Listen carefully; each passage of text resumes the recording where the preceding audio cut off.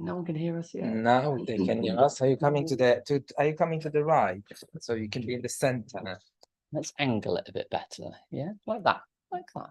Like that? We look really beautiful. Is it? Now they can hear us. Are you coming to the right? Where's the sound? Have you got a window open? Oh no! Oh gosh, he's got it playing from the same computer that we're recording from. Goodness. It's not showing up here yet. Not here yet. Maybe it's not here yet, but Daniel is here. Hello, Daniel. Hello, Daniel. Oh, here it is. Here it is. Hey. Oh, hello, Daniel. Nice to see you. Shalom. I'm assuming. Shalom, מה קורה? מה שלומך? Oh, now we are live. We are live. Yes, we are live. And the link to the Zoom is... Oh my God, I can't type. Hiya.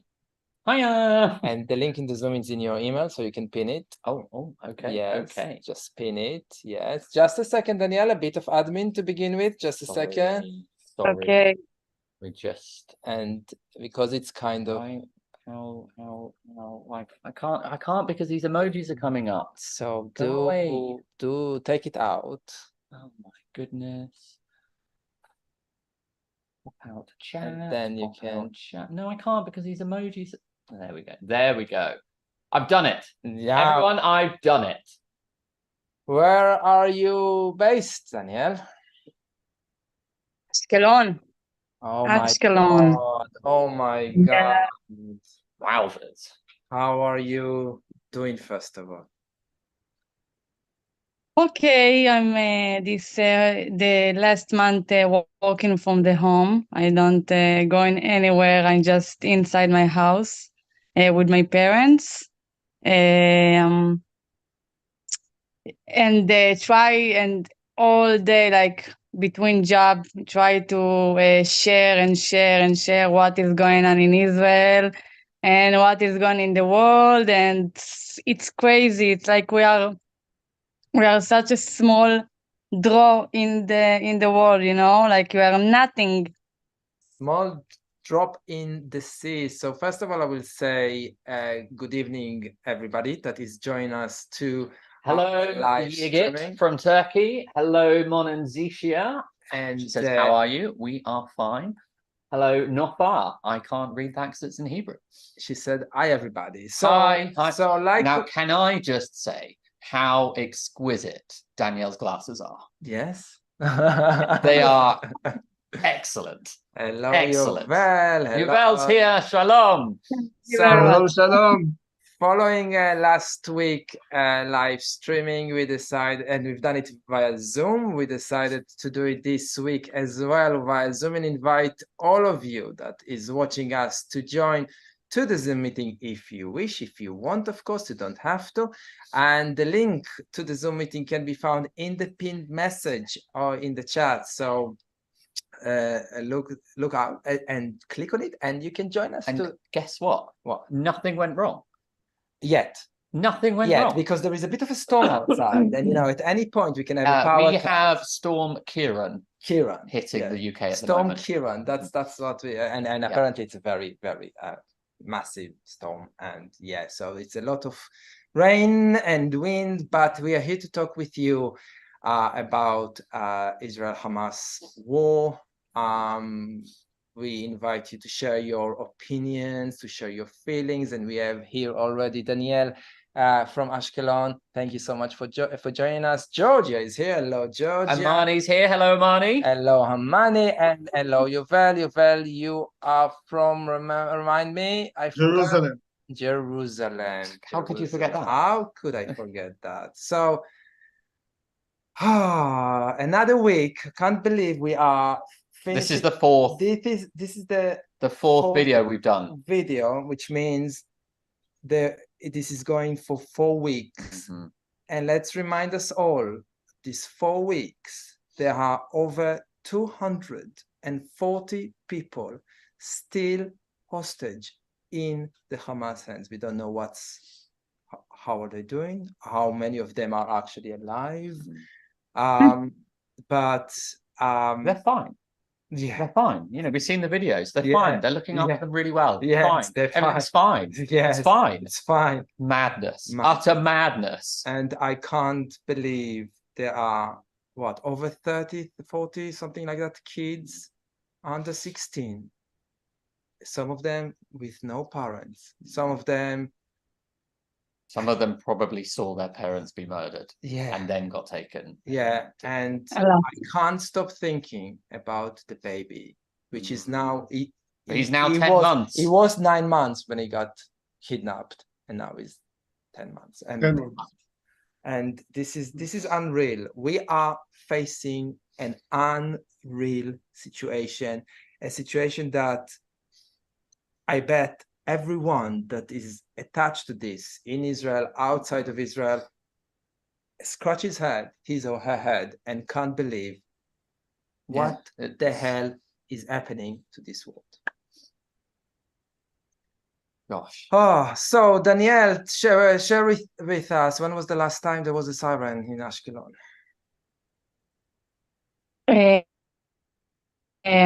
Actually, yesterday. That is like a long time so since you have we a had break siren. now. What are you But, complaining about? More than 24 hours, she doesn't have a siren. She's complaining. Well, come on, I don't understand. Hello, Sandra. Sandra's gone. Joined and left. Danielle is also giving me a bit of a Chanel vibe. Oh, With since Chanel had her hair cut short, Danielle's giving me that. So we are expecting you to do the whole routine. Yeah, Danielle, go for it. Do the routine for us. Yeah. I've seen on Instagram. I don't know if it's true or not, but she has a new song or coming up new song. Excellent. So I don't know. Hi, David. David. How would you say that in Israeli? David. You say David, but English name is David. So you said the last time the siren went off is yesterday. But do you hear the war sounds? we hear everything. We hear all the shots to the center of Israel. Today it was to the center and to Ashdod, that is like 20 minutes for me, and to the south, to the kibbutzim. This is every day, it's normal here. That's not. Yeah, it's weird. It's weird because I talk about with my friend that's in Jerusalem. It's 1 a week, and weirdly, they always a part of the start of the war was in Saturday. They always shoot on Jerusalem on Mondays. Monday. On Mondays. Oh. Maybe the Monday shift guys. No, it's just them. They're working once a week. They are working once a week and decide, you know what, guys, let's go, let's do it. And no, it's horrible. It's absolutely horrible. No, there was a siren in Ashdod 30 minutes ago. Wow. So when there is a siren in Ashdod, Daniel, you're not being affected. You're not having sirens. I hear it. No, I don't have the sirens because it's going to Ashdod. It's just through above Ashkelon. I find it fascinating. I find it fascinating that the Iron Dome system can detect where those rockets are going. Yeah. And they are The only problem is that when they shot like 10 rockets in the same time, and then the iron it struggled to shoot, and providing like the falling. So it's more and after than that you have a rain of iron. You have a rain of iron after that from the my God blowing in the air. It's fascinating because it's so it's like not even between cities. There is section on cities that it's maybe you will hear the siren anywhere in the city, but they target like there is number in Ashdod that it's in alphabet, Aleph, Bet, Gimel, Dalet, as the siren can be only in part of the Ashdod. It's so precise. It's unreal. And Yeah. I see Sandra, Yeah. and I see Sandra managed to finally join us. Hello, good Welcome, evening, Sandra. Also, hello, Tonico1524. Welcome. Hi. Hi, Sandra. Welcome. Where are you connecting us from? From Ashdod. Oh, jeez. So we have Ashkelon Wow. tonight. We have Ashdod. We have Jerusalem. Are you safe? Are you all safe? I guess there was a siren just half an hour ago.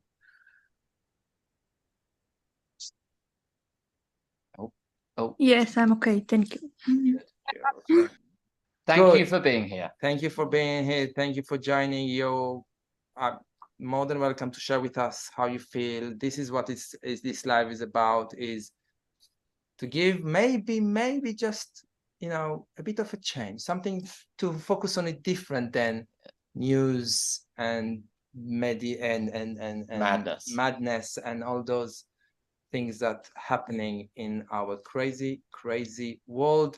And all of you that joined us in the chat, if you want to join us into the Zoom, you can find the link in the pinned Let me check it. message. It's pinned. Yes, it is. It's pinned. It's pinned. I It's did pinned. You did pinned it correctly. You pinned it. I did. Do you want to share what you brought, or you want to keep it later for? Well, I had a Lego day today, and I'm feeling very, very happy with my progress. So I was going to explain to him what I'd built, and then I thought, you know what, I'll bring it down and I can show everyone in the video if anyone wants to see. But... Of course, everyone wants to see. Everyone is keen to see what you're building in Lego. So, all right, go on then. This is my current new project. Wow. Wow. And so I made an order for 100 pieces, but I ordered the wrong color.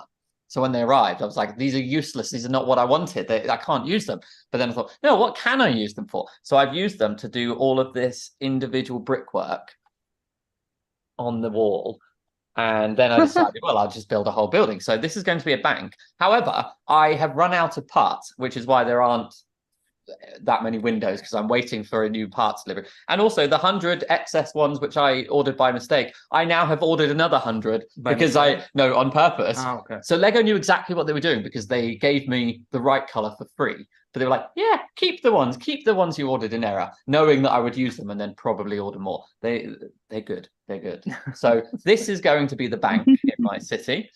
And what I've been working on today, this is what I wanted to show you. The top floor is going to have the manager's office, but also this is the safe Ah, where see. all the gold is kept. So the door Wow. opens, and then Nice. the safety deposit, all the lockers in there, and there's some gold and some money. Look at that. Well done. Look at my door. Why there is no like code? The lock is down there. Yeah, but it needs to be like, this is old school. And you have to twist it. Yeah, it's a proper twisty one. But you need to have the correct, I don't know. Well, this is his life, you see. He's building Legos. And well, we did say that one day we will do we should do a video from the Lego room. Yeah, yes. the Lego room. He has a Lego room.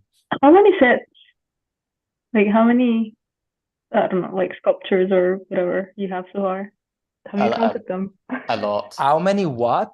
How many sets? Sets. A lot. Sets. A You're lot. asking by sets. A lot. Sets. A lot. You need to say. So someone like Legoland, yeah, Legoland, Georgia. You know Legoland. We are getting closer to that size. Someone posted in a Lego group that I'm in, and they'd made a building, and it was quite large. So this is kind of like, that's the standard width for the modular line of buildings, and one comes out every year. So they're 48 studs by 48 studs. No, 32 by 32 studs. So someone had built something, and they'd like made it quite big. I think maybe it was 2 base plates, and like, oh, there's at least 10,000 pieces here.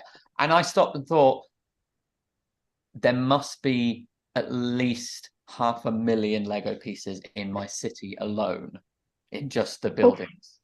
And that's not including everything else that's on display on all the shelves, and just a few sets, just a few. A lot. And when did Good you that you don't start? ask how much money involved.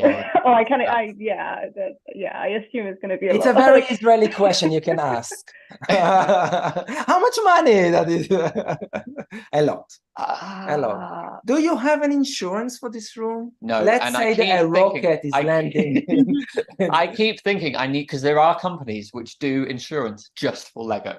Mhm. So you list the sets that you have, because when a set retires, the value of it goes up massively the older it becomes. So some of the sets which have now retired are worth loads more than when I bought them. And I need to get on that. I need to, because I'd be very sad if I lost my Lego. Very sad. Yeah, what about water damages and stuff like that? If God forbidden we have a water damage there. Well, none of it's on the floor. It's all in the highest part of the house. It's Just get it sorted, because you right. spend so much money on it. All right. Okay, what else is going on? We've had some more joiners. So Pekka said hello to you. Wolfie Total Drama, hi. Monzifia says, but you can sell them. He can, yes, I can. He can sell them, But I have no. he can sell them. Money making. I don't want to sell them. Money make, no. I don't want to. Maybe when I die, you can have them and you can Well, sell you them. do need to specify what you want to do. If in case you die before me, I need to know what to do with this room. Okay.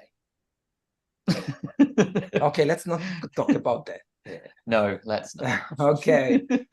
Welcome to everyone who has joined. And as we said, there is a link to the Zoom meeting. If you want to join to our Zoom meeting, share with us your thoughts, your feelings. Maybe show off your Lego. Oh, maybe. Now, on that note, yeah, I made a donation this week. Oh yes, that's So- fantastic. So we've seen loads of things going on about Israel. Donate to this, help with that, and we feel like there's not much we can do from the UK. You know, we're doing things locally with the synagogue every now and then.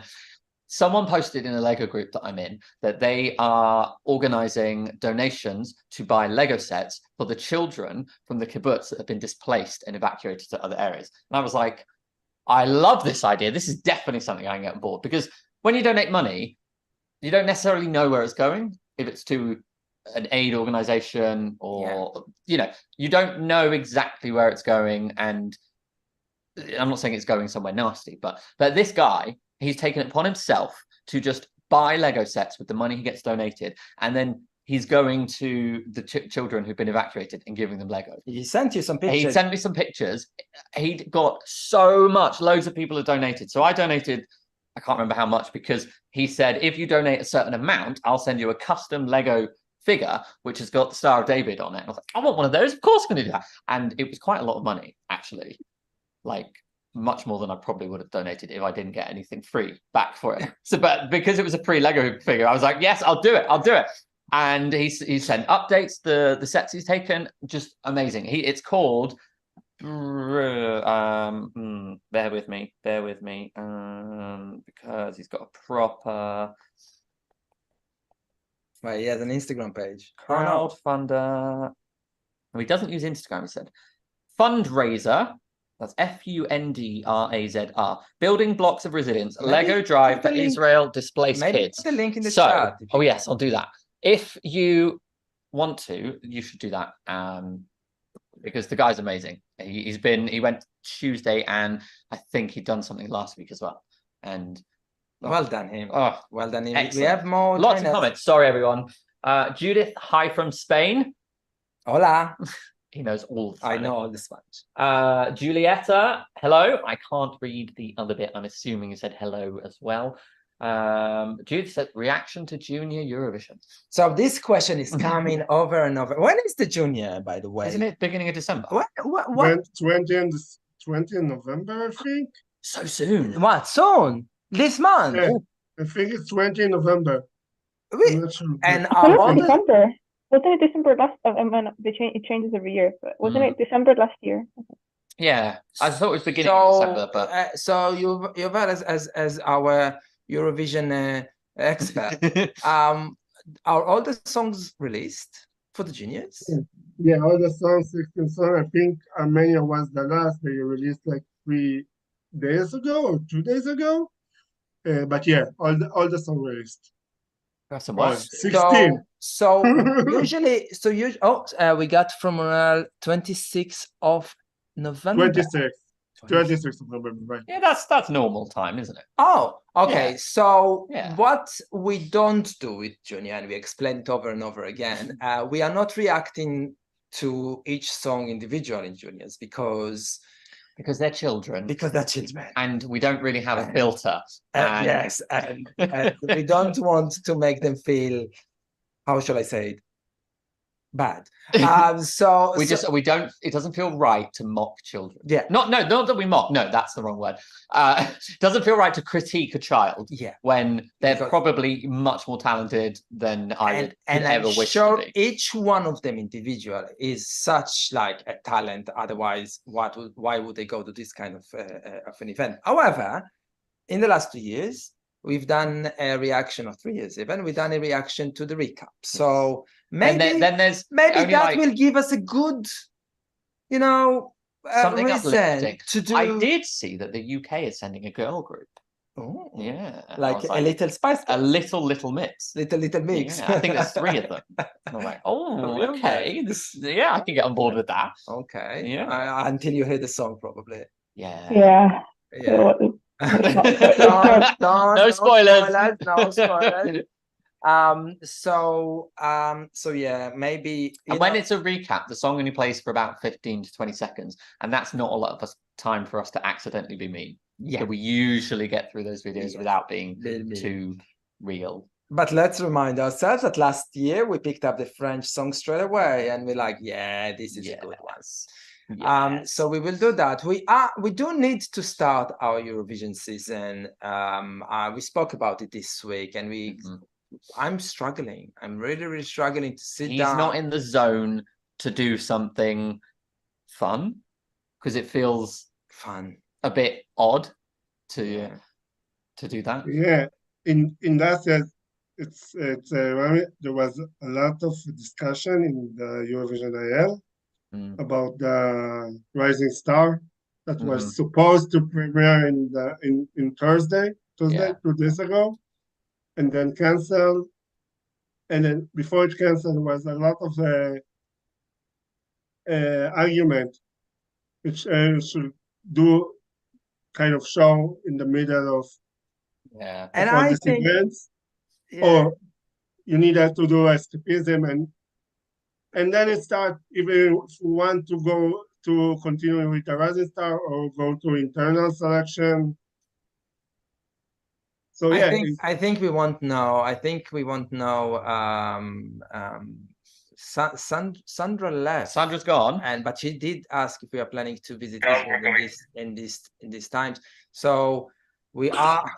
Well, we already have tickets to come in December. I don't know what's going to happen with those tickets. EasyJet is not flying to Israel at the moment, so we probably won't. But we'll see. Regev, hello. Shalom. Thank you for joining us. Just before we go to you, Regev, one last thing about the Rising Star I want to say. Yes, Rising Star was supposed to start this week in Israel. However, following some events that happened on that day and soldiers that lost their life, they decided not to start it. However, I think that those kind of shows, in my opinion, are needed. People need something else. People need, I know it's difficult, it's tough, it's hard. Some people are still, all those hostages families, all those that are lost their, loved ones. But what makes this nation strong is the fact that we can come together and celebrate, and not only celebrate, as be stronger together. And music is the best thing you can use to do that. So that's my opinion about it. I totally agree with you. I was the one that I understand why they canceled, because of the event that was happening this day in the same day. But in kind of way, I was disappointed because I was looking for something other than news. Yeah. And just something I totally agree. Relax. And Ragev, hello, good evening to you. Where are you calling us or joining us from? Are you there? Are you there, Ragev? Yes, I'm here. Can you listen? Can you hear me? Yes, shalom, shalom. I cannot see you. Yeah.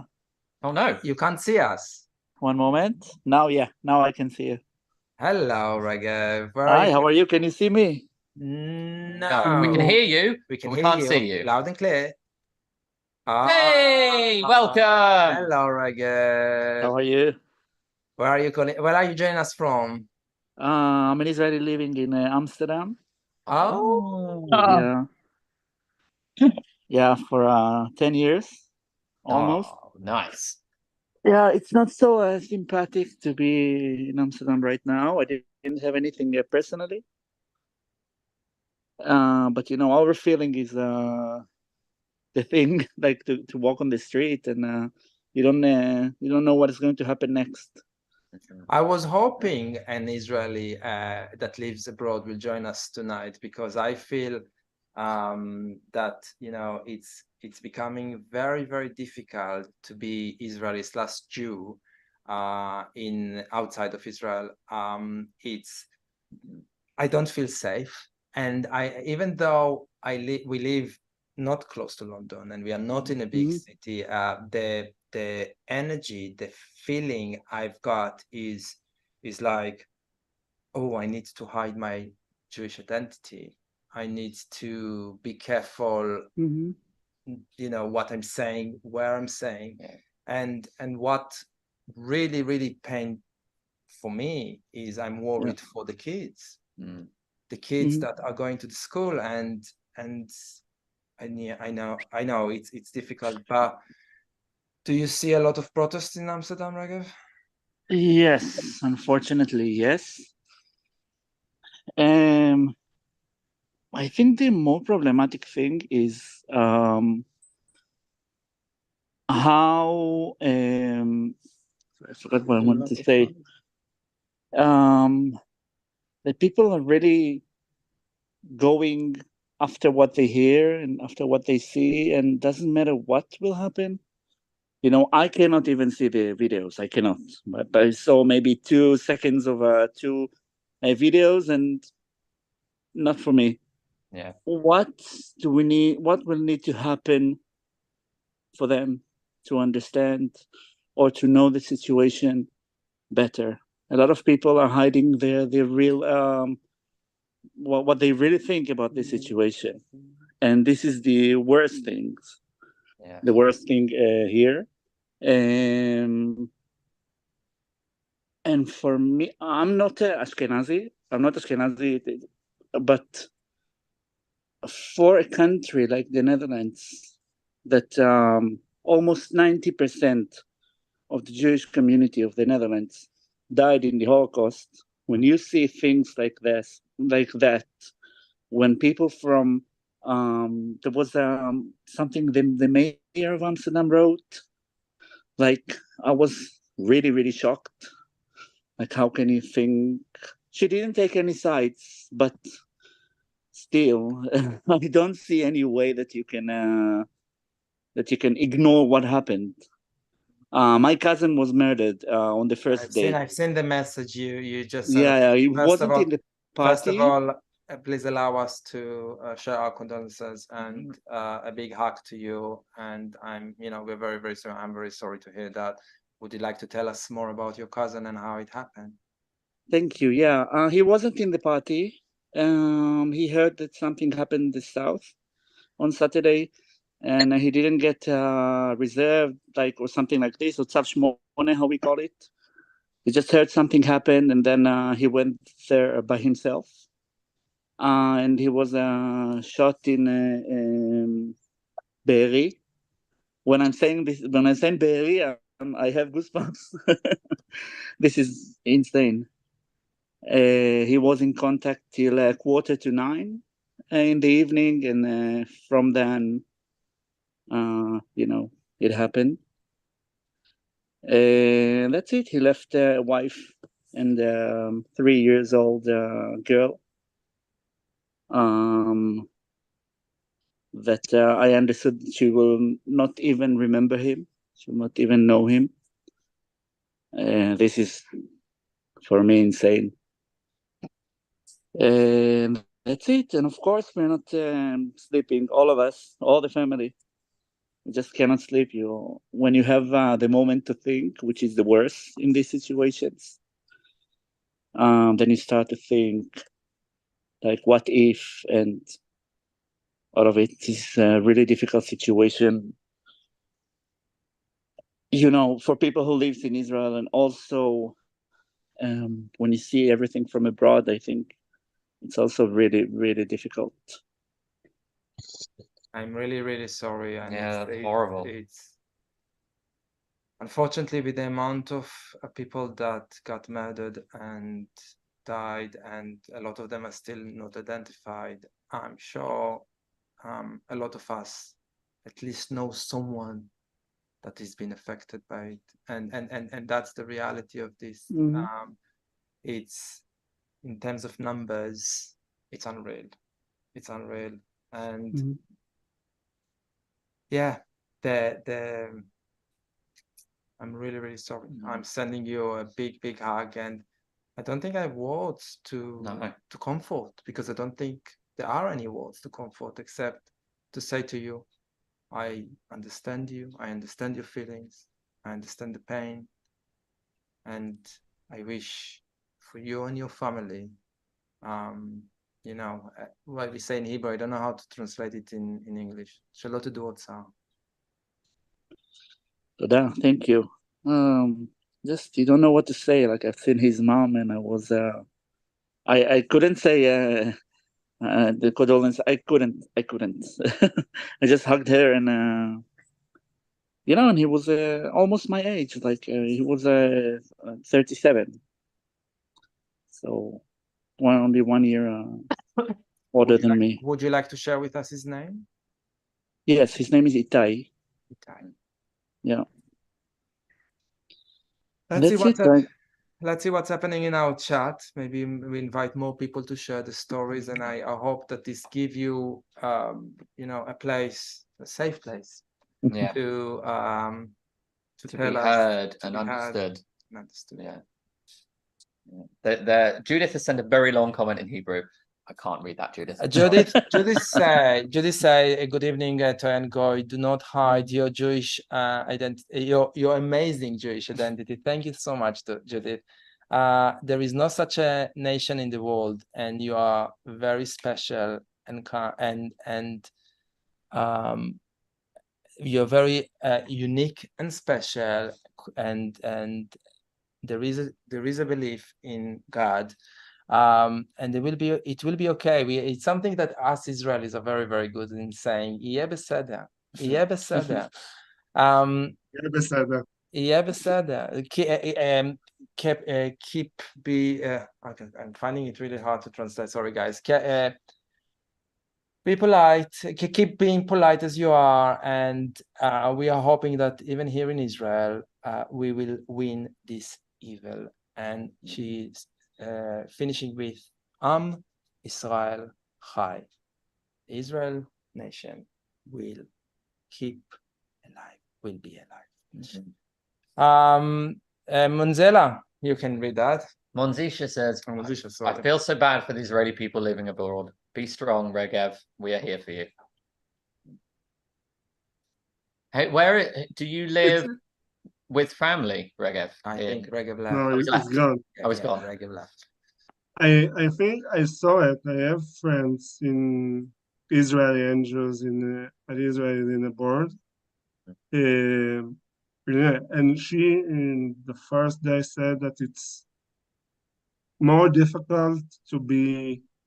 It's absurd, but it's more difficult to be Israeli when outside of Israel in this time difficult times than to be Israeli. And I understand that, because here with all the toughness we see it in the last 4 weeks. We have that togetherness. Mm-hmm. We have people give strength to each other, and to be a part of this, to be outside of this, I believe I understand why it's harder. I think there is something of being together in Israel, even though you don't necessarily need to agree with your neighbor in Israel about the political agenda, whatever, because we all know what happened in the last year prior 7th of October. But the fact that there is Israel in the next door, and this person, no matter what, will understand what you feel at this time.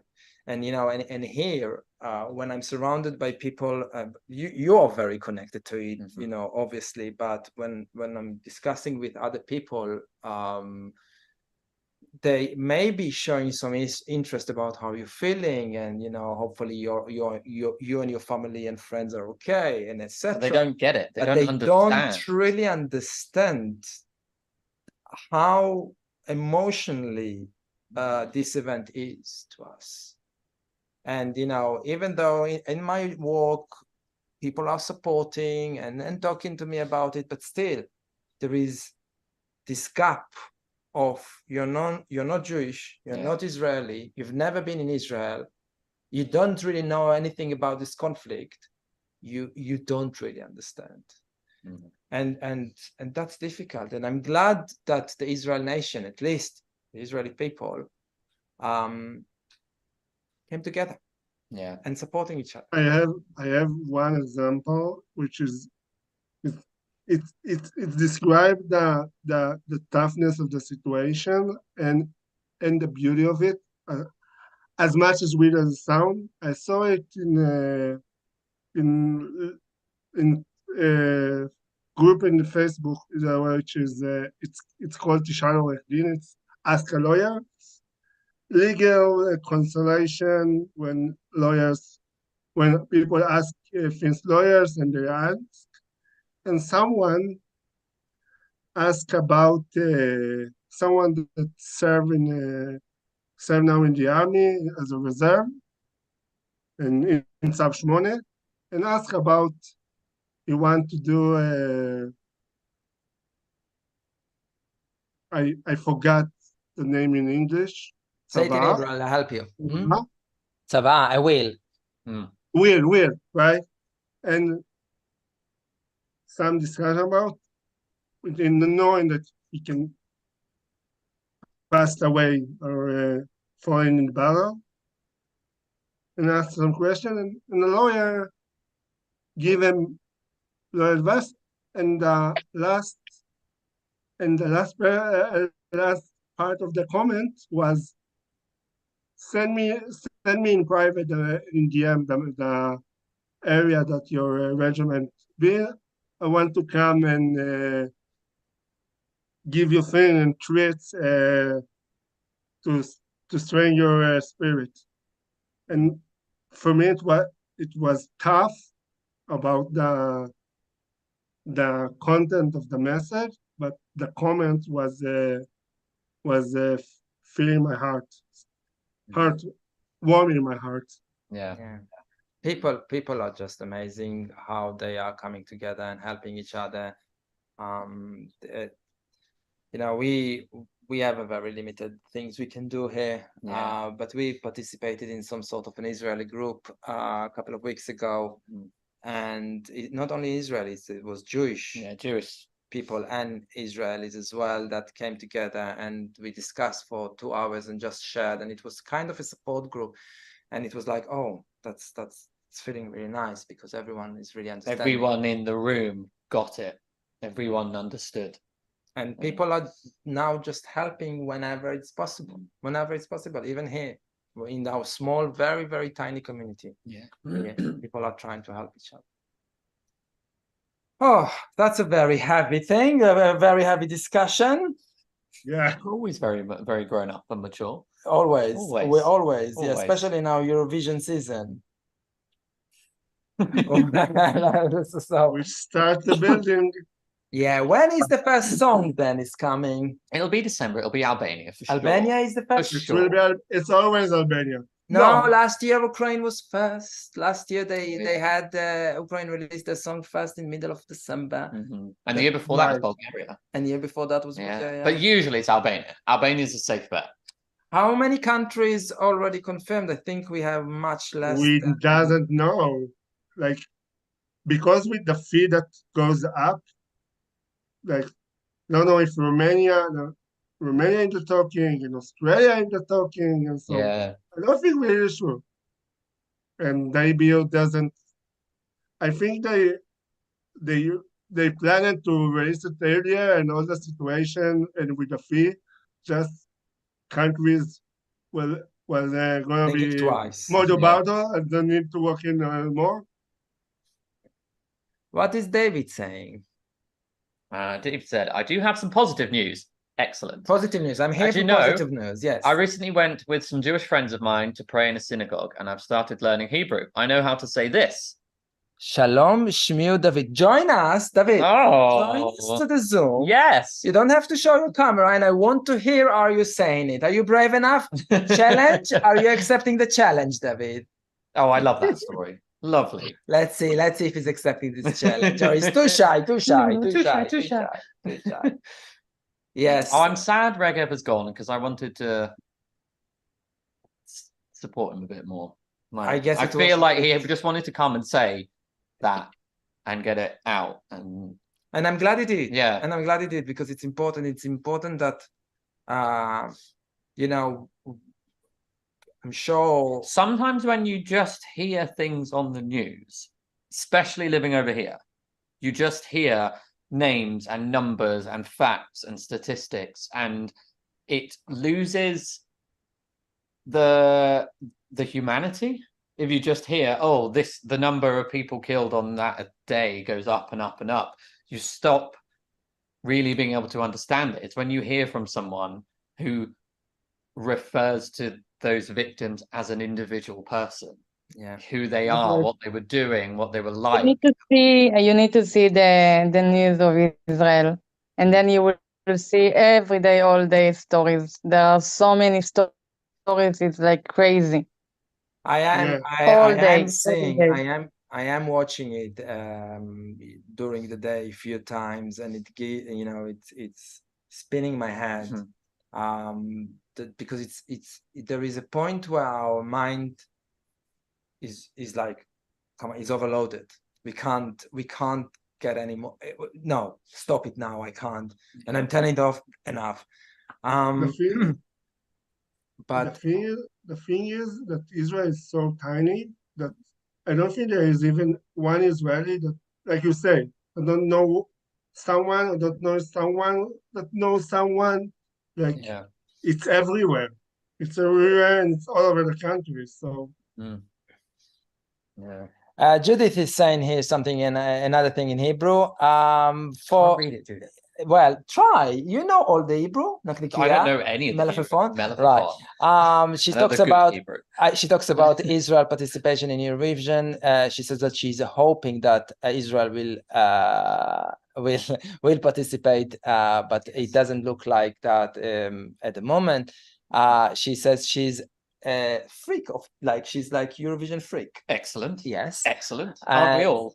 And I hope that we will join, we will participate at the end. And we have a new message from Rom Shaket. Thank you, Toy and Go. Love your channel. Thank you. Thank you. Welcome. Again, if you just joined to our chat, to our live, I'm sorry, I'm very coffee tonight.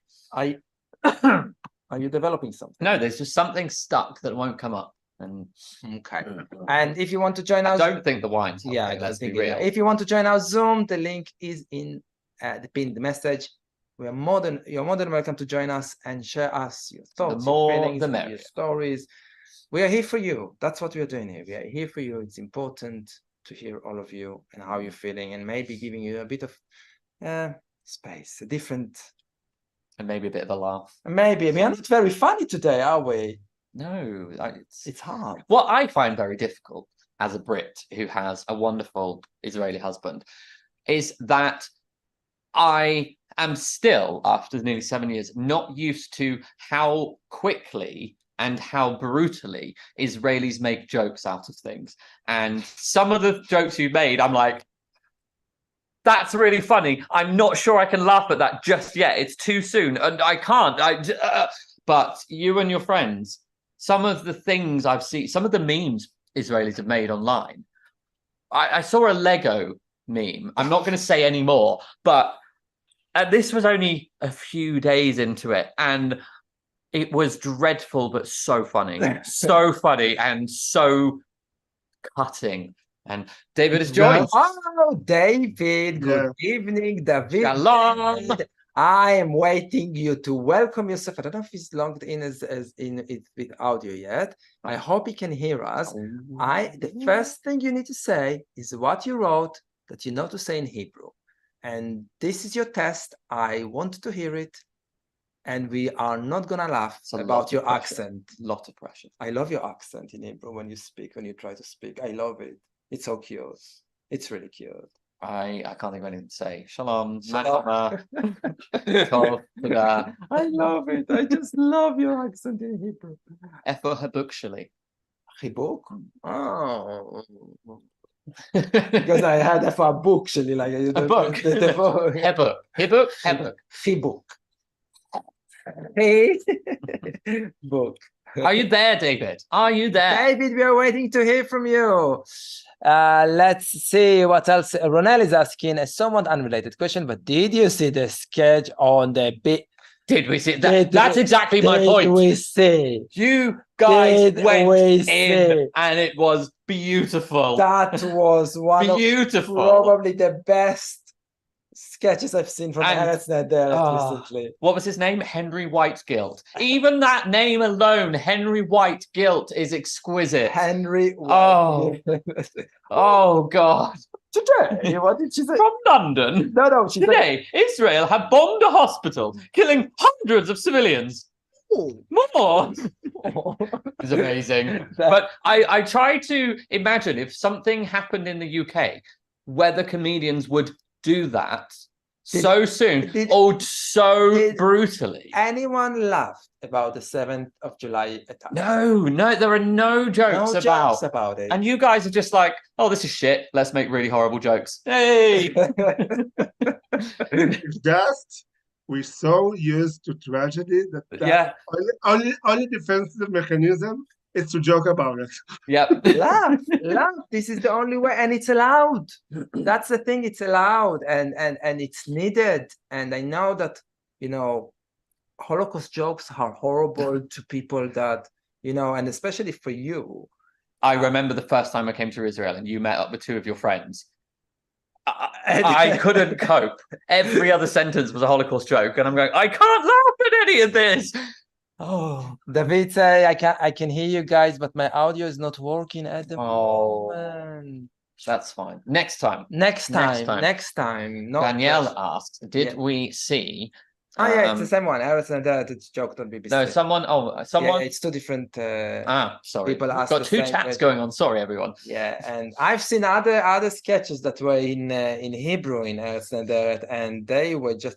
The one with the bus, when she called the soldiers by the horrible names, was just spot on. It was spot on. I mean, but that's Eretz Nehederet. Eretz Nehederet is running what, 20-something years now, and I think it was started in 2004. Oof. I think.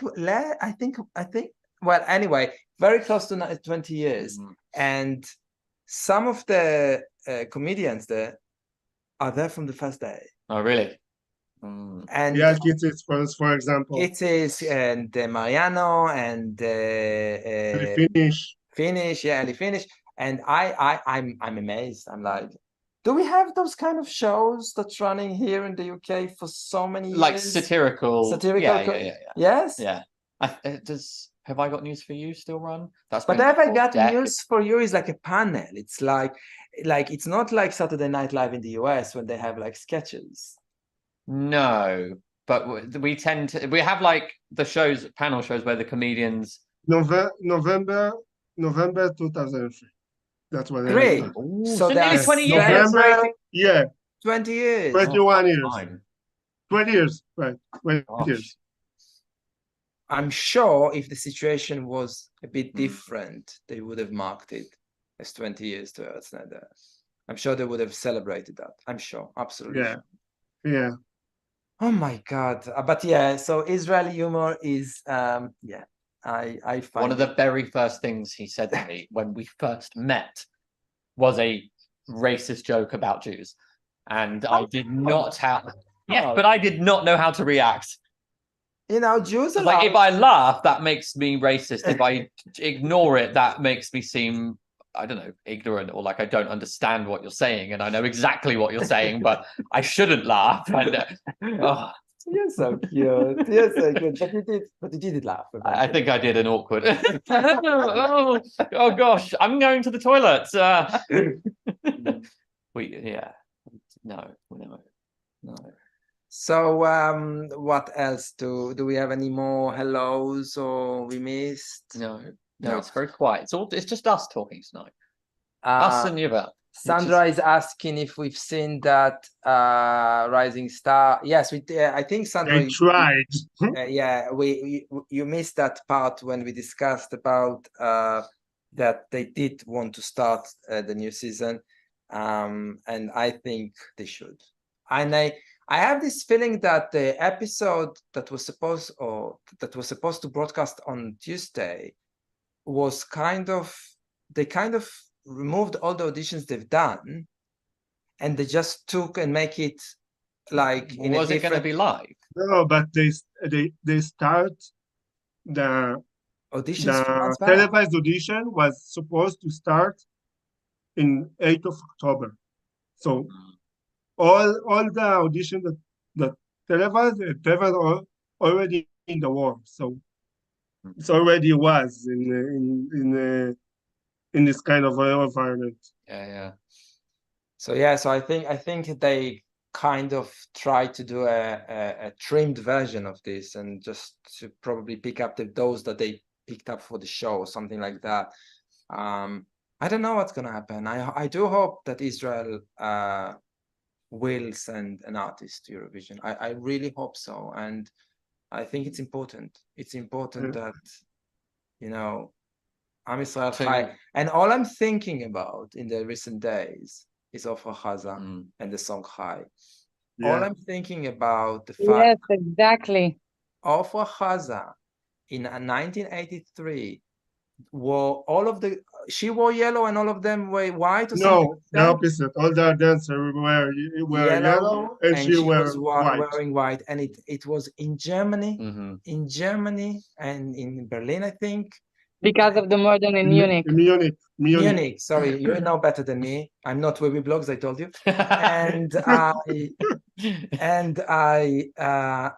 And she sang about High, alive. And it's powerful. The nation of Israel is alive. Yeah. Yeah, nation of Israel, ISRAEL High. And now you see. Yes. And now you see the unicorn that Noah Kirel sang in New York in a like acoustic version, and how finally they understand the meaning of the words, because they all the time laugh about the unicorn and didn't understand the lyrics. Yeah. And it's exactly what happened all the time, and it's exactly the words. Yeah, Unicorn. Even Doron Medali, one of the writers of Unicorn, admitted that one of the meanings of the song is about Israel. One of my friends asked me that, because she's not really into Eurovision, but I said Israel's song is amazing this year, and she listened to it and was like, yeah, but the lyrics, like, what does it mean to be like, why a unicorn? I was like, well, have I got some insight for you?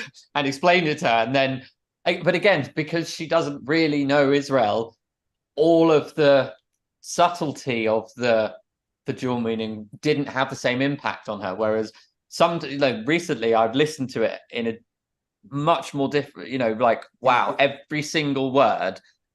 Yes, there's the commercial, slightly vapid, empowerment side to it, but then every single word is so clever. Every line is so clever when you look at it from that context.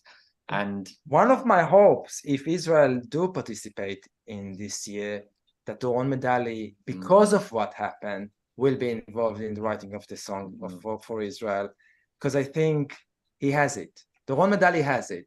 Besides the fact that the person who is and how he's like, you know, so supportive, blah, blah, blah, and love Eurovision and all of that, as you know, he has it. He has this talent.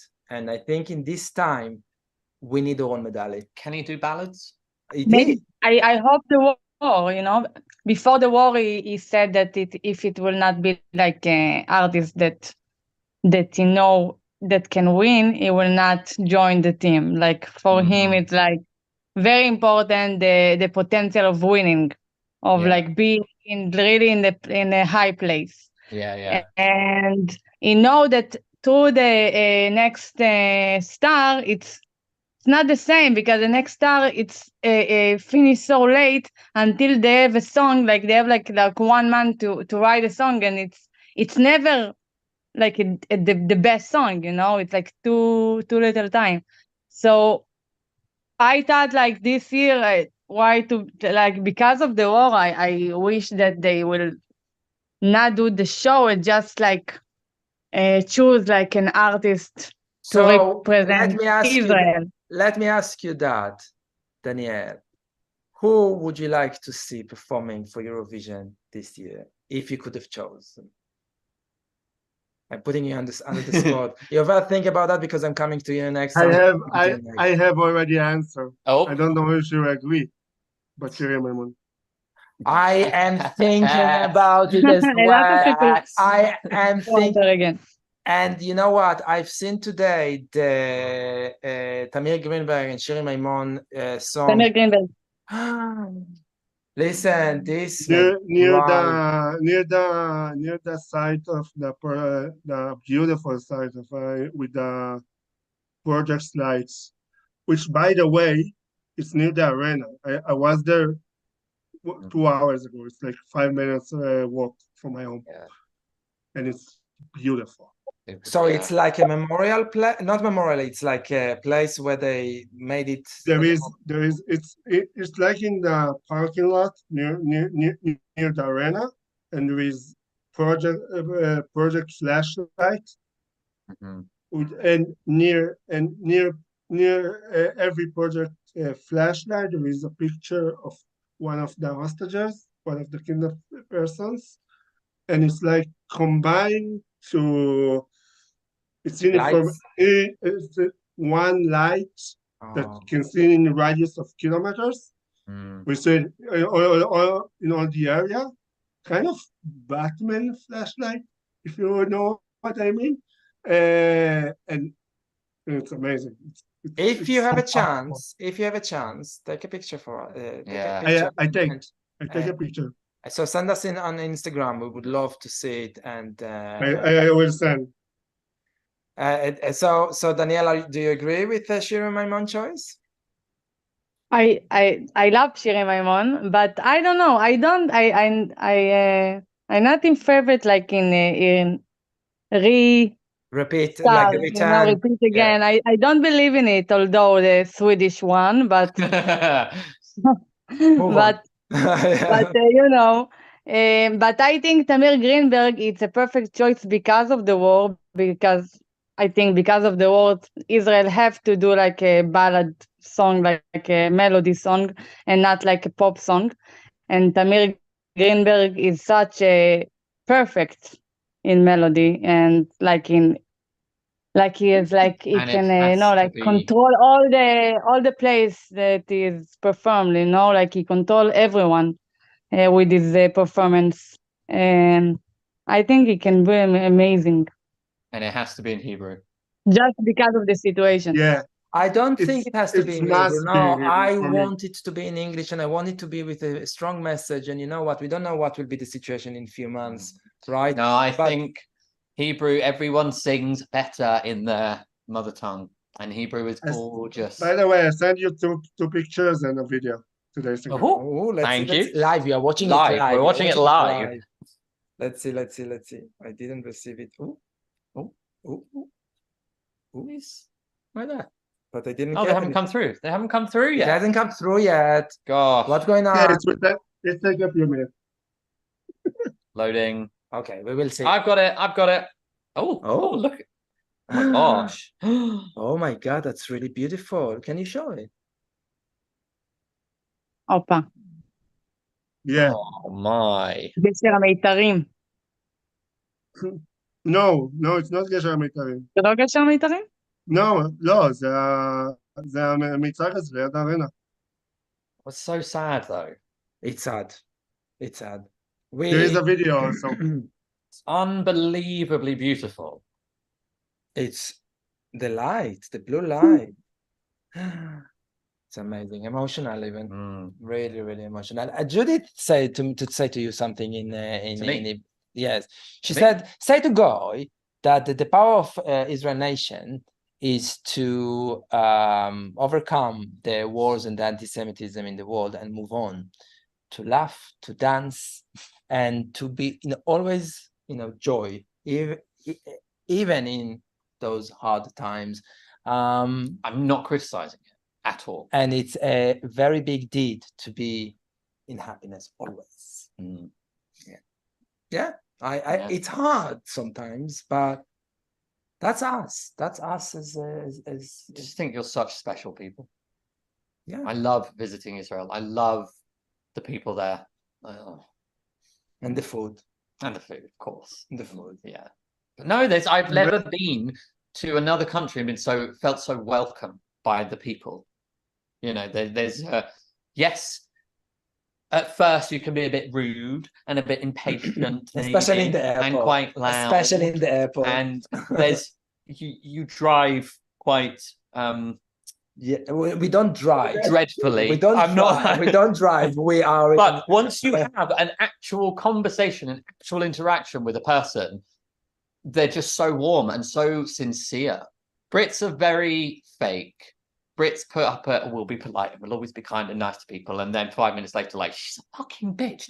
I can't stand her. Oh, you must come out for dinner. Oh, I can't believe it. She's coming over for dinner. That's what Brits are like, because we don't want to upset anyone, but in the process, we make each other really, really annoyed. Whereas you guys are just like, oh yeah, I'm really frustrated and cross. I'm going to shout, but then I get it all out, and then I'm going to be fine with you. And I remember a meal we had with your friend, and we had that massive argument with two of her friends. I think it was about Eurovision. Yeah, probably. And I was, because I'd already been with you for quite a while, I was like, oh yeah, this is how Israelis talk to each other. And Joy was with us, and he had to leave the room because he was like, I can't be here. It's getting so stressful. It's so tense. This is horrible. And I was like, we're just having a chat. They're just having a chat. There's nothing.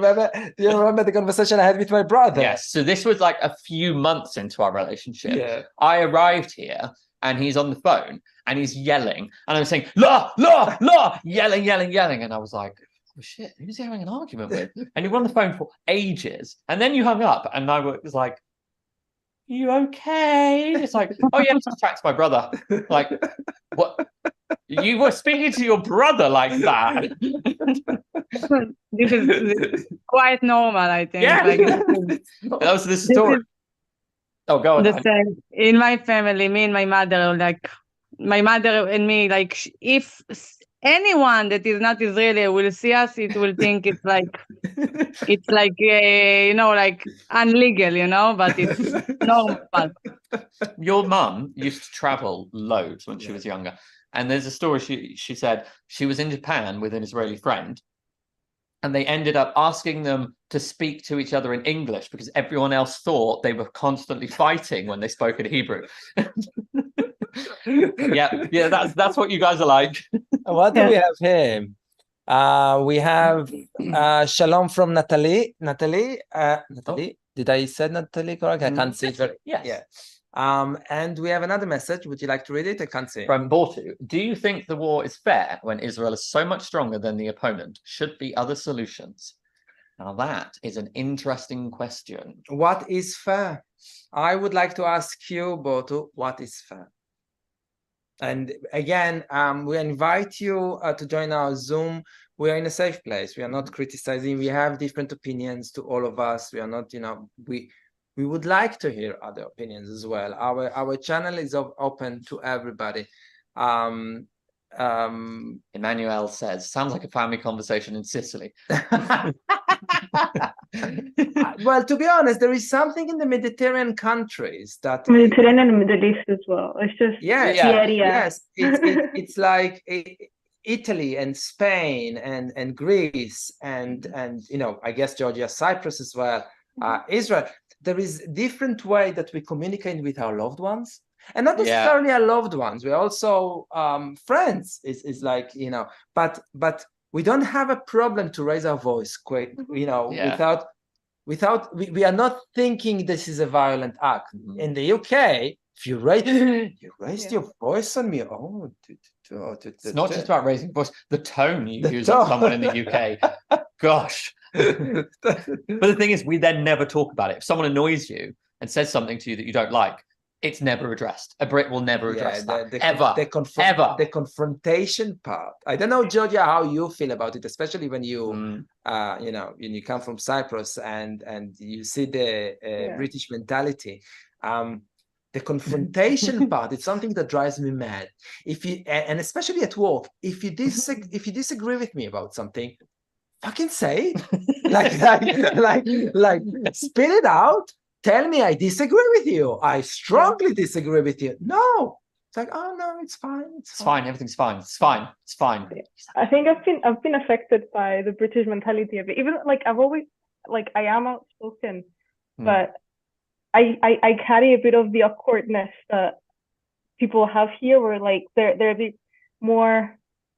I mean, not everyone, obviously. I've had British people interactions with them who were very comfortable to share their opposition and stuff, but it's definitely quite different from how, even though the thing is, Cyprus were very loud, but people are also not as not combative, that might not be the right word, but they're not going to disagree with you as much in your face. So we have that similarity, I guess, with the Brits. It might have been the colonization aspect of it. I don't know. You do still drive in the left side. Well, yeah, that's because, again, we were a colony, and it's some of the remnants. So maybe that comes with that as well. But yeah, we're the other day, my flatmate, she's Middle Eastern. She's from Iran, and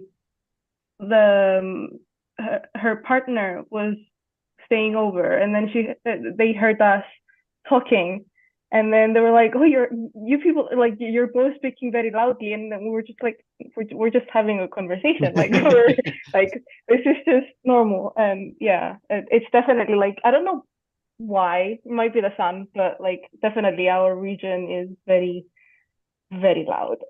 Koi, what do you think about it? Koi? I just want to say, I was thinking about this because I watched last week's video again the other night. I was just interested.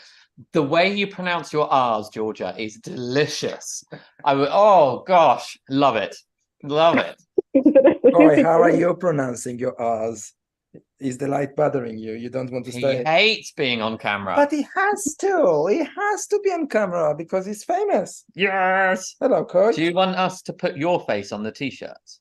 Yes. Where would we put you? We could put Sandra asked, just to be, and I it's quite the answer is within the question, but she forgot who is Goy and who is Toy. Well, first of all, we have these, so I don't know if you can see it. So but also I'm Toy and I'm Goy, and and Goy is I am a Goy. So we had a conversation the other day with some of the Israelis with the synagogue about how rude the Goy word is.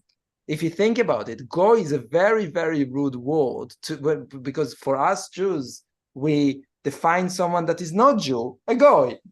Why? Why do we do that? Which is funny because if you think of the literal meaning of Goy in the last scripts, in the early scripts, it just means a nation. Goy is a nation. And we say about Israel, I will make you a big Goy. Yes, but you're saying that, but we are using goys to light, to switch the light on the Shabbat. We are selling the goys, the chametz in Passover. Yeah. We're kind of using and abusing the goys, if you think about it. So it's quite rude in a way. However, his goyim is the sweetest of all. I was going to say, is that a reflection of our relationship? No, absolutely not. What else happening here? Lauren Dvis. Hello, Lauren. Judith said good night, and we will see each other Goodbye, when the clock of Eurovision starts. Oh, that's a nice one. That was a lovely way of saying it. Yes. So when the clock of Eurovision starts. Oh, what a phrase. Yes. Oh. And also Lauren saying hello and thank you so much that you're doing it. It's really making us stronger, and I would like to make all the Jews, Israel supports out there, that you will be safe and you will be, and God will keep you safe. And come to Israel when it's all over. Say that to everyone. Visit Israel. Oh my gosh. And you read that. Pee-wee Sara. Good day. Good day. Sorry, good. So great to catch a live stream before I need to leave for work. Take care, guys. Sending much love from Australia. Australia. Oh my goodness. Australia. Pee-wee Tara. Welcome, welcome, welcome. Oh, goodness. So. Yes, and we have a recommendation from Lauren about I can see the number 13 in the channel 13. I don't know how to say it in English, but it's about a Scandinavian spy for Israel in human rights, and showing the Islamic Islamic thing. I don't know what it is. If anyone knows it, please explain, because I have no idea what this Ashtula is. Koi, are you still here? Or is it because I'm not allowing you to go? If I'm leaving you, are you going? No, it's going to come and have a big cuddle with me. I'm here. Yes, yes, yes. Koi, are you ready for Eurovision season? Well, what did you say? When the clock... The Eurovision clock starts. Yeah. No, it wasn't quite that. I'm going to have to watch the video again because it was a really cool phrase, but I've forgotten it. The Eurovision... When the clock for Eurovision begins. Something like that. What did I say, guys? I can't remember what I said. Which country are you looking forward to, Koi? The UK. The UK is my favourite. He'd never say that.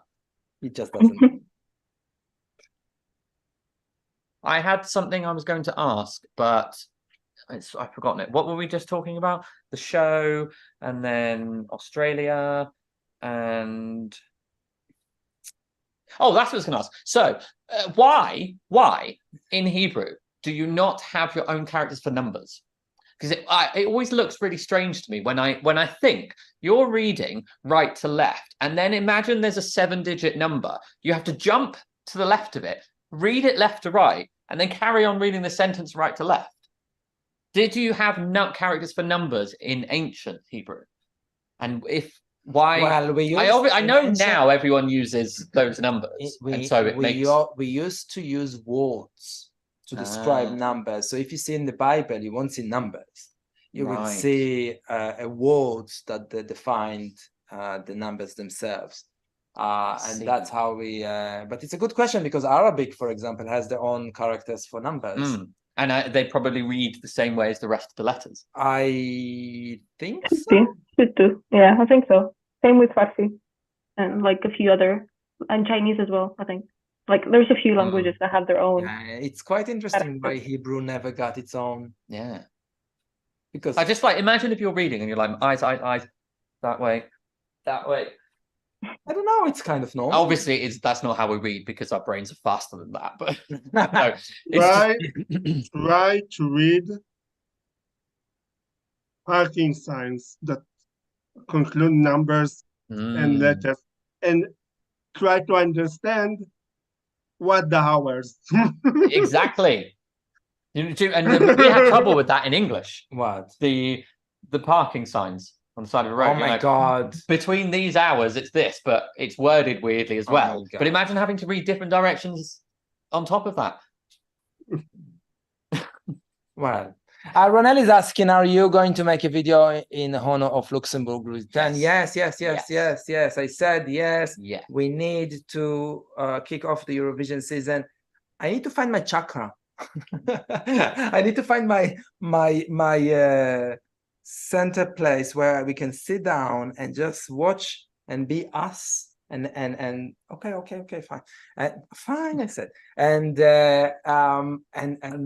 yeah, I need to find this. I want to be back to this. And we will be once the songs drop. Once the song drop, it will be too late. I want to do Luxembourg. We always, But it's always time. you know, every year in this time of the year, we started with the pre-season videos. Yeah. So what we ended up now is doing This is really fun. This is much more interactive for people. It is. If we do this for Eurovision, it's going to be mad. No, we can't do that in Eurovision because copyright cards. No, but if we did some I videos thought like this, maybe we will do the reveal of the finalists, of the semi-finalists, you know, live. Oh my! But then all the editing and all of You the won't stuff, have the points you won't on have the screen. not the points, just the flags and all of that. So it's kind of, I'm cooking this idea in my head, how it's gonna be like they will find out with us. Oh, that's exciting. That's exciting. I don't know. That's exciting. Do you guys have any ideas? What would make our Eurovision season better for you? Yes. We always love feedback. Unless it's negative. And then... No, we like feedback, no matter what. Sorry. Where is your family from? Which city in Israel? Mine. Yes. It's Tel Aviv. I grew up in Bat Yam. Go on, don't be shy. Bat Yam. No. I grew up in Bat Yam, but my family now is in separate places in Israel. So Tel Aviv, Rishon. My sister, I can't remember where my sister. She close to Merchav Lachish, something like that, and Kfar Yona. That's where my family is based at the moment. במרכז. סבבה. Yes. So, give us some ideas how to make Eurovision season. Bortu asks, are we going to Eurovision? We should and vlog it. Well, we are playing with the idea of applying for press. This year, we applied for press access and got it, which is ridiculous. But we didn't use it. We're not press. It's ridiculous to give it to us. We are not Wee blogs. Exactly. We're not going to go and be journalists, but we didn't use it because we'd already bought tickets because we wanted to see Noah in from the audience. But we are, I think we should, but it depends on how much it will cost, go for a week, apply for the press, and just have an absolute laugh backstage.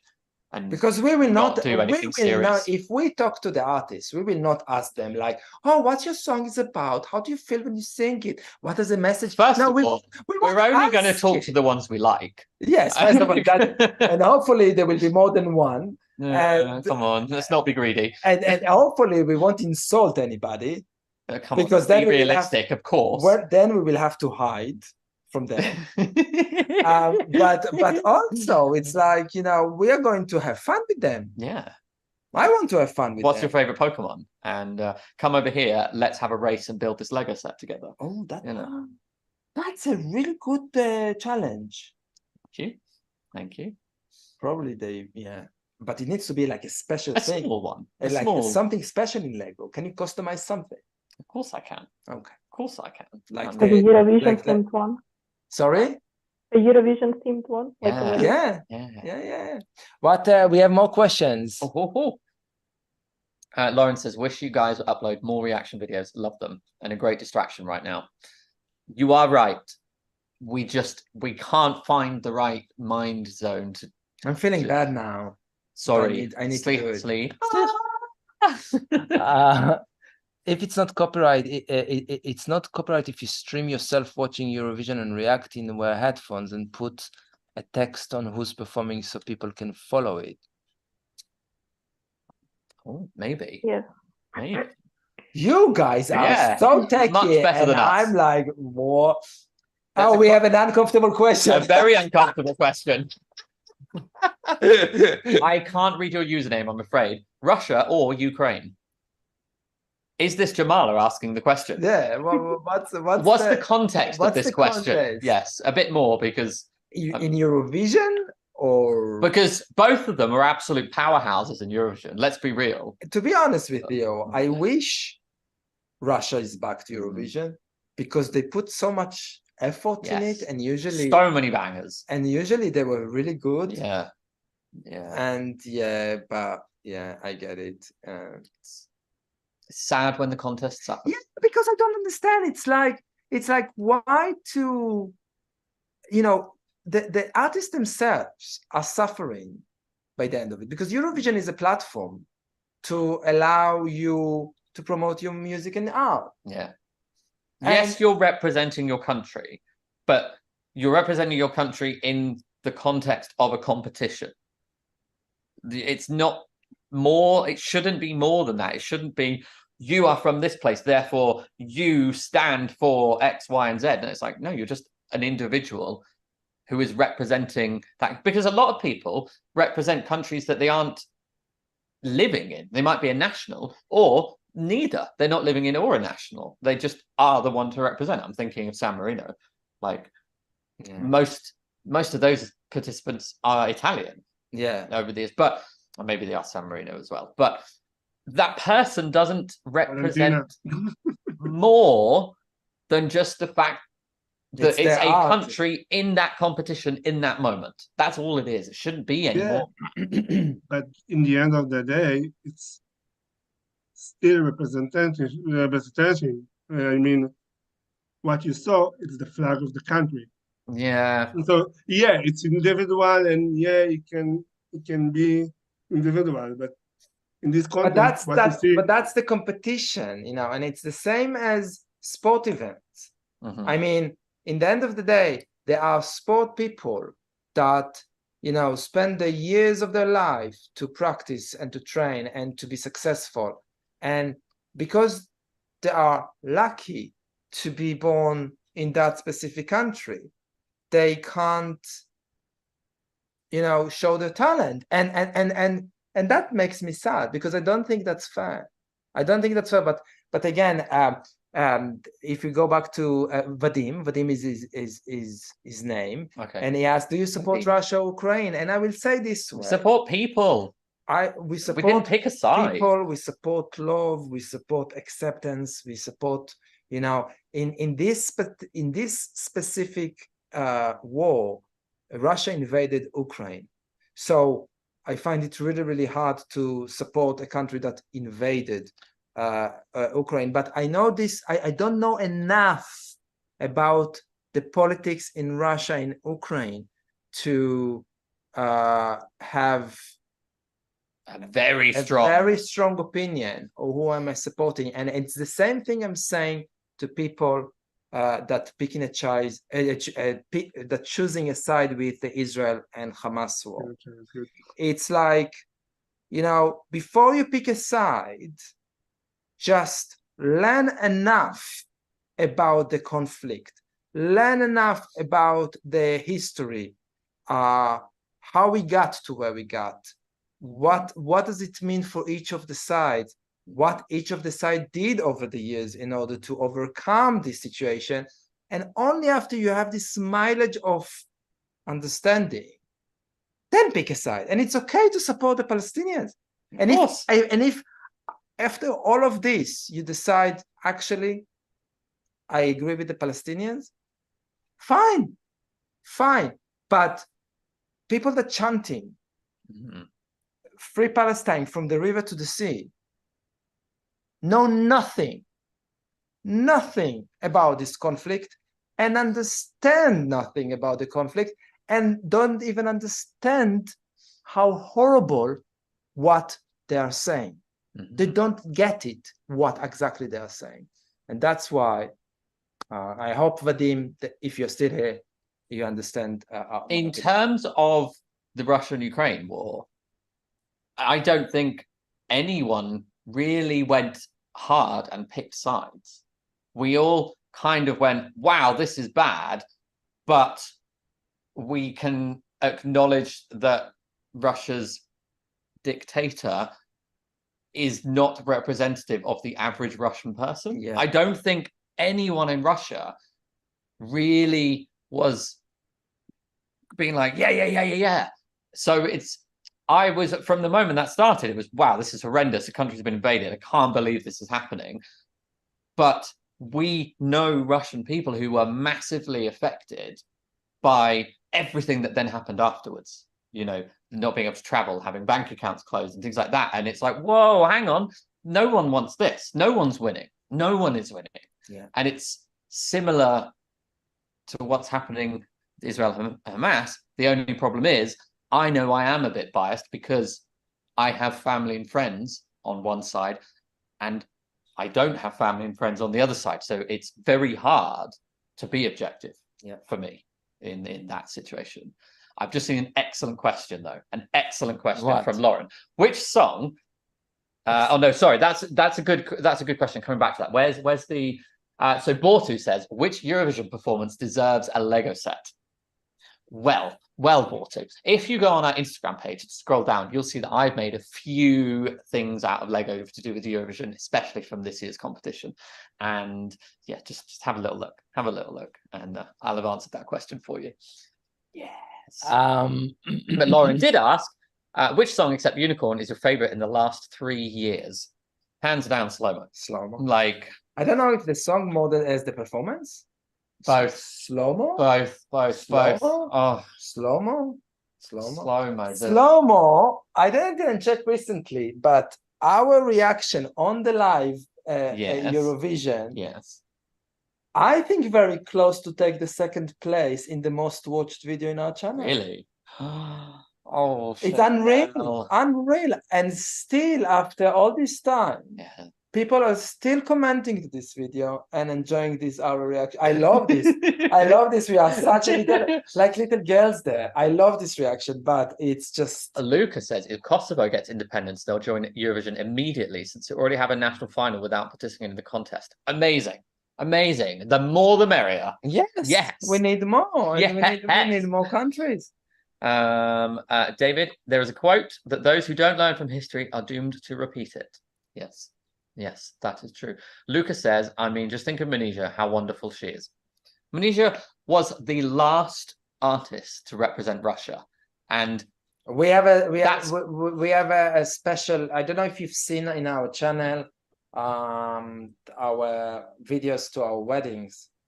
She made us a special gift to our wedding. We love Manisha, and you know, as Manisha, we have other friends in Russia, and I know that the whole situation is crazy. And I, like you said, I don't know the history of that conflict over that land well enough, like I know Israel's history, because I'm not that close to it. So it's always been okay, this is bad for everyone.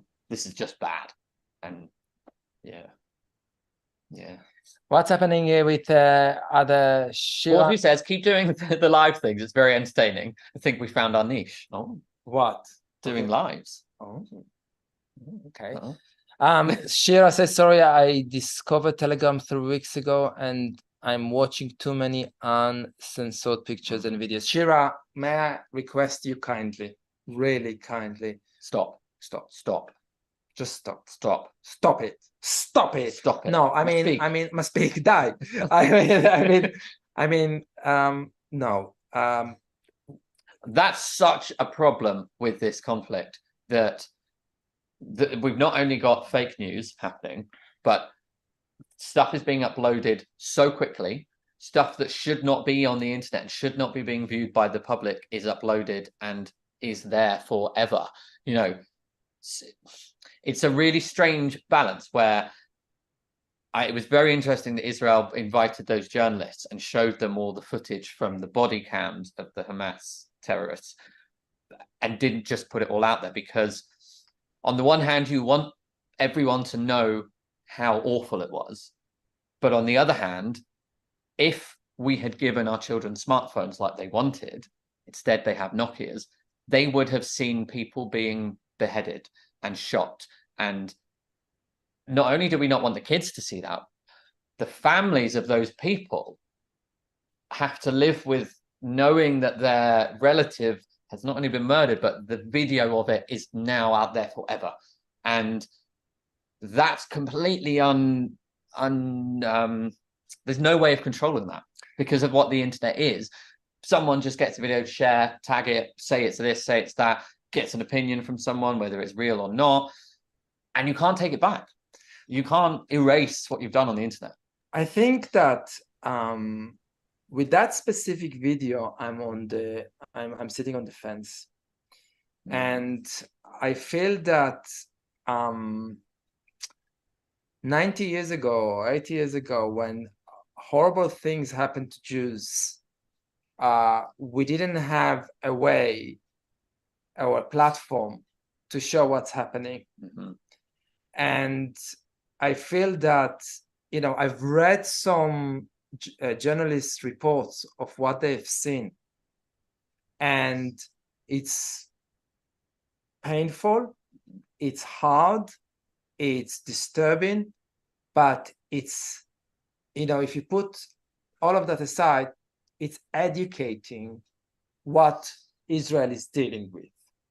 Yes. But I'm on the fence there because I completely see the negative sides that went through a process. The government compiled that into a video to show the journalists, and I'm sure they spoke to the family members. When a government says, here, we're releasing this video which contains this, is entirely different from someone just filming something on their phone. That's the second thing I would like to say to you, Shira.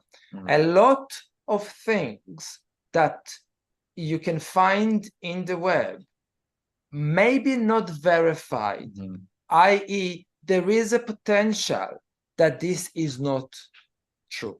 I'm not saying it is.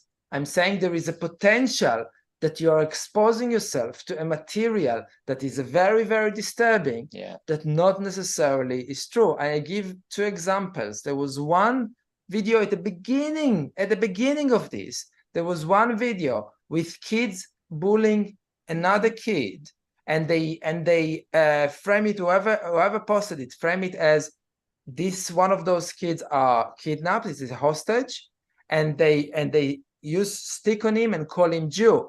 This was not a real video. This was not right. And another one that proved as not right video is seeing kids in cages. Now all of those, and now the problem is that, you know, all of us, both sides, are using this media to, it's part of the war. It's part of the psychological war. What I would like to ask you, Shira, and all of you, that to really, really be mindful of what you are watching, as it, you know, we are in such a traumatic feeling, all of us, Jews, Israelis. So you don't need much to trigger that anger in you, or that sadness, or, you know, it's just take care of yourself. That's what I'm trying to say here. You know, and the only way to take care of yourself is to really, really stay away from it. You want to see the news, you want to get updated from the news, by all means, open a channel, see every now and then, get updated, close it. Make a separate Instagram account and just follow animals and Lego and funny videos. And then when you've had enough, just switch to that account and then scroll through and get a bit of a dopamine boost from watching. Here's a great Instagram account to follow, is Kids Getting Hurt. No, stop it. No, that's my gosh. No, I hate it's so much. I absolutely hate it. I can't see kids. Oh, look, it's a toddler going down a slide. Oh, he fell down. It makes you feel brilliant. No. Oh, there's 2 kids running. Oh, he smacked the other one around the face. No. See, excellent. See animals. Animals is the best. Pandas falling over, that's always good. Dogs doing something naughty, that's a great one. You know, just a separate Instagram account, switch between the 2, and, you know, lift your spirit whenever you need to. Yes, there was so where's it gone? Oh, I can't scroll. Bortu says, to the man in the blue shirt, Toy, do you avoid people on the streets more often because you are Jewish, and is the tension high? I think I talked about it last week, so sorry if I'm repeating myself. But there was we went into a mall the other day, and I've seen an Arab family with a dad, mom, and a little girl. I don't know how old she was, 6, 7, something like that. And she was wearing some sort of a scarf, or it was a hat, or I don't know what it was, but it was basically the Palestinian flag. And that made me really, really cross. And maybe not just it made you very uncomfortable. Maybe you not got just so stressed, but I got so stressed and so close because maybe the girl was waking up in the morning and say, "Dad, this is what I want to wear today." I don't think that was what happened. I think the mother or the father used the girl to wear this hat for some sort of, in my opinion, propaganda. That's my opinion. I know we are not sharing the same. They're allowed. They have a right to wear whatever they want. Second thing, so they might be Palestinian, as far as we know. Sorry? They might also be Palestinian, as far as we know. Yes, but the second thing is that I would never be able to wear an Israeli flag around me or something that resembles the Israeli flag and feel safe. And that's why put it on kids. I would never use the kids for that matter. And that's where it hit me and made me a bit cross. So back to your question, yes, I am feeling very nervous, not feeling very safe. When we went to the vigil in London a couple of weeks ago, we took flags in our bags and only got them out when we arrived at Parliament Square. And then when it finished, the speaker reminded everyone to stay in groups and not leave by yourself. And when we left, we put the flags back in the bag because we knew it would draw attention, the wrong kind of attention, walking around like that. But on the flip side, well, you met someone the other day and you told them you were Polish because you didn't want to say you were Israeli. But on the flip side, we went to a Turkish restaurant at the weekend and he really surprised me because he was chatting to the owner because he was trying to pick something off the menu that fit your diet. And you said, "Oh, I'm from Israel, so I know this food really well and I like this." And the manager said, blah, blah, blah, walked off. And then he came back 10 seconds after. 10 seconds later, put his arm on your shoulders and said, "Is your family okay? I'm so sorry for what's going on. It must be awful for you." And it was so sweet. It was so. And we spoke ages about the situation, how he feels and how I feel, and some people when I told this story thought I'm either brave or stupid to do what I said, what I did. I was surprised you said it because of how not secretive, but you haven't been broadcasting that recently. And Danielle's gone. Thank you so much. I have to go. Love you. Good night. I'm ISRAEL. Hi. What did we miss in the chat? And we will maybe summarize soon. So back to Lauren says, "You're right, but the real videos are actually very hard to watch." Back to the nasty videos. Yes, follow cats. Shira's asked, she's saying, what else should she follow? Cats, Lego, kids falling over, some funny British comedy that works. Charity Shop Sue, right? If you're feeling down and you need a break, YouTube Charity Shop Sue. It's such an English humor that most of the Israelis would never understand. No one. It's the funniest thing, but I don't think it will make any sense unless you're British. Just give it a try. Give it a try. She's an absolute icon. Lauren says it's called the hijab, probably is referring to the scarf. I said no, it wasn't hijab.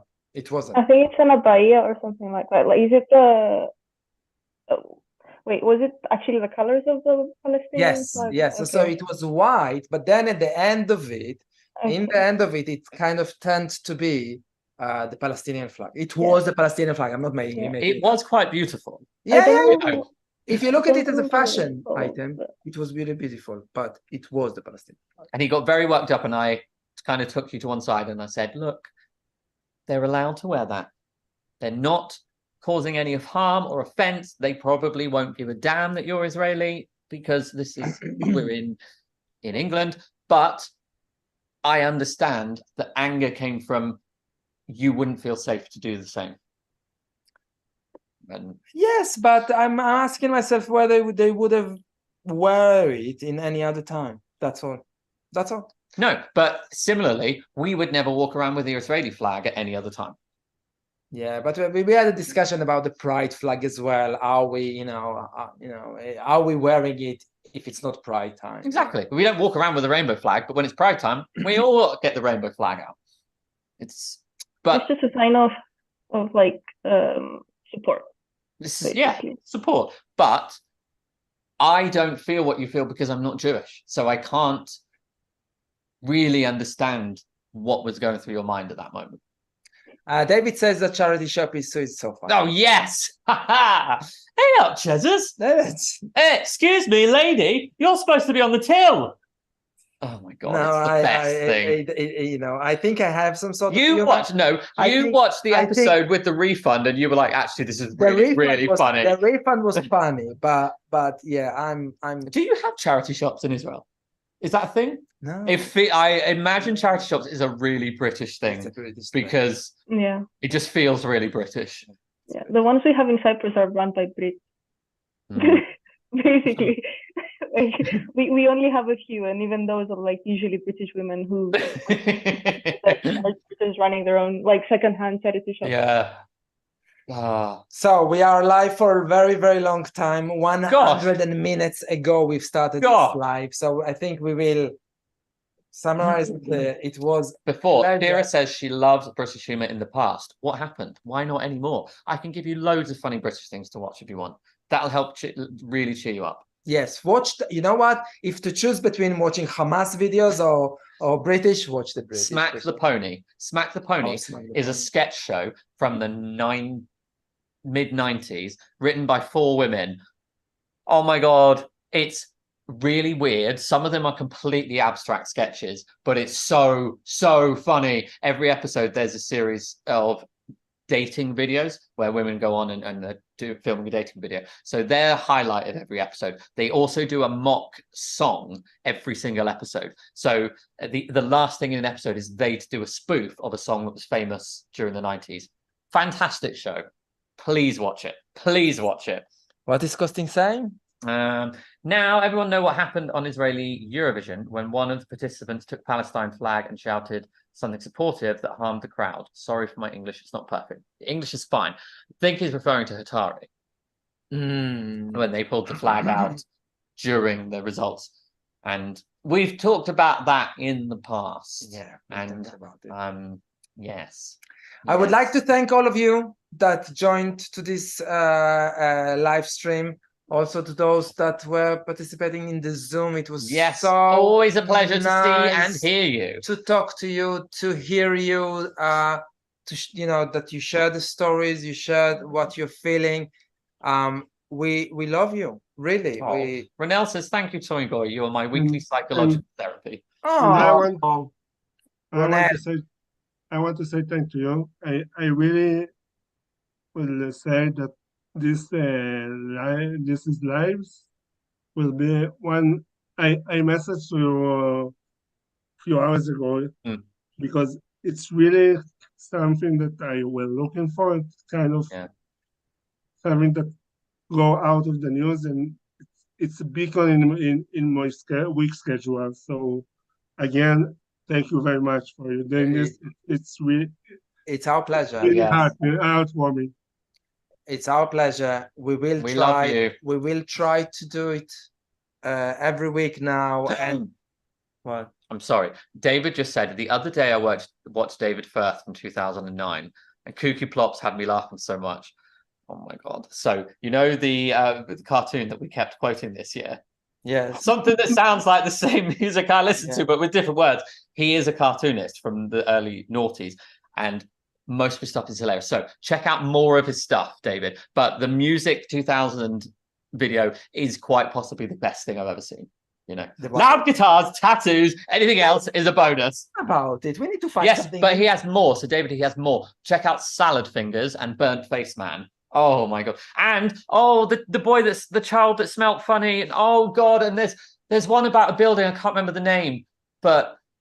Oh Jesus! Ruddy Eck! I got wasp invaders. There's a TV one as well where he takes the piss out of television, and oh my gosh! Oh, I'm gonna have to watch some games. It's been Been years. Jesus, like no, Oh, it's like I'm sorry, hitting you. we were being really nice to you and saying goodbye, Yuval. We love you, and I got distracted. I'm sorry. So again, we will try to come back next Thursday to do another live, and hopefully between now to Thursday we will try to film at least one video. Fingers crossed. Maybe I'll try my best to do that. Thank you again for watching us, and see you all very, very soon. Bye.